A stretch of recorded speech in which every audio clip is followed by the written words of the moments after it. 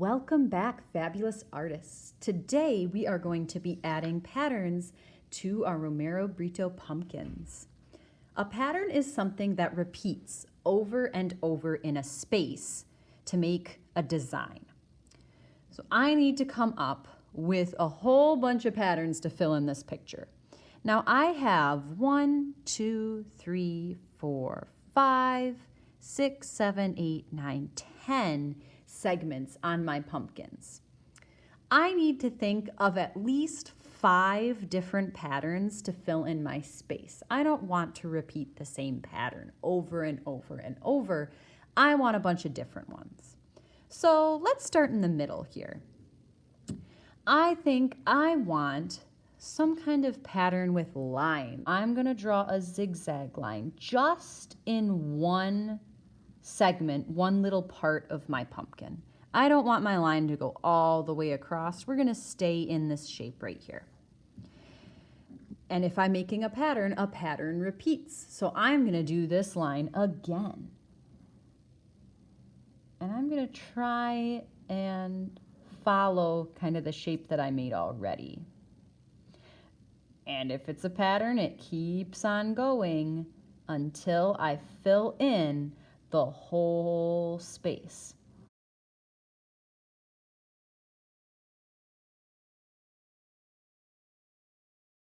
All right, that's one pattern. Now I need another. How about some polka dots?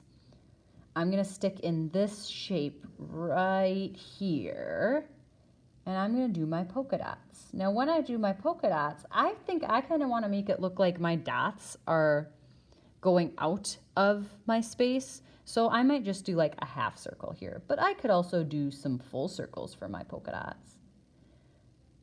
And I'm going to repeat because patterns repeat over and over and over. I want something fun. I think I'm going to do like confetti, something that looks like that on mine. And just like before, I'm going to repeat that, and maybe I want some to kind of look like they're going out of the space. I'm going all the way to my edges. All right, another pattern I want you to think of, something Romero Brito does in every single one of his pictures is he adds the initials of his name. So the first letter of his first name and the first letter of his last name. So in one of these segments, I think I'm going to add my initials. And I think I'm going to try and make them look a little bit fancy. So maybe I'll make like some curly lines so that it's not just how I write my name usually. I'm going to get a little fancy with it. And if it's a pattern, I'm going to repeat. And you know what? I'm going to even turn my paper so that my initials go a bunch of different directions. Maybe I'll even go upside down.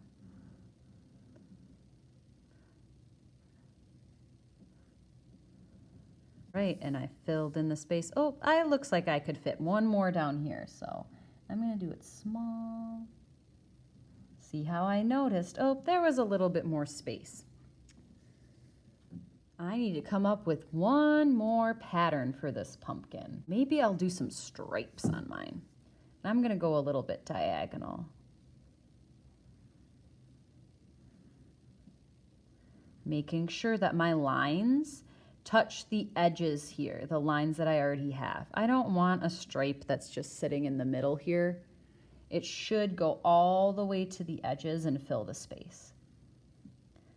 Notice how I'm going slow so that my lines are all straight. I don't want to rush and for it to look sloppy and my lines to look wiggly because I'm trying to make stripes.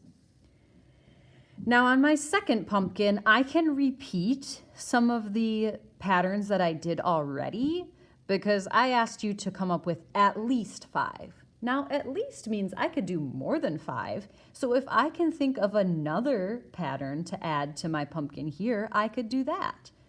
I noticed I did straight lines and I did zigzag lines, angled lines, but I haven't done any like wiggly wavy lines. So maybe I decide I want some of those on my pumpkin.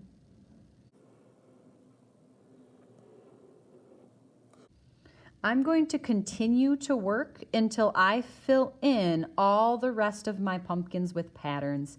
If I want to repeat some of mine over here, I can, but the patterns next to each other need to be different. I can't put more polka dots over here. It needs to be something a little bit different.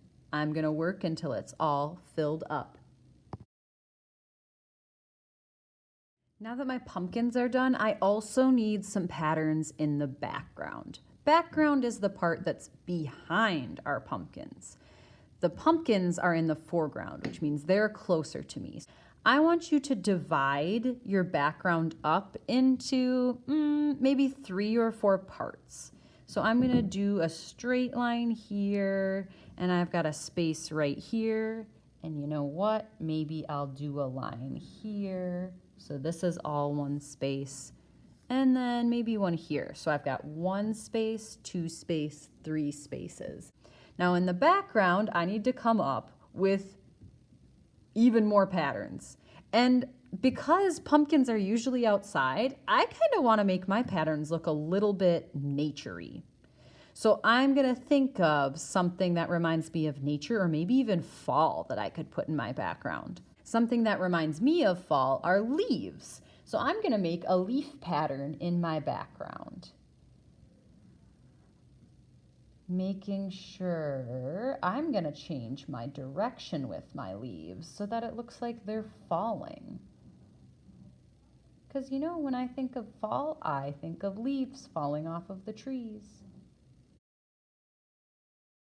On my pumpkins, I repeated some of my patterns because there were 10 different parts that I needed to fill in.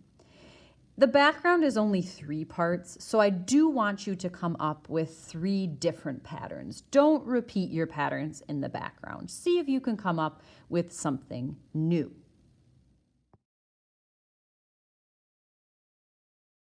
Once I am done drawing all of my patterns with pencil, I am ready to trace all of my lines with Sharpie.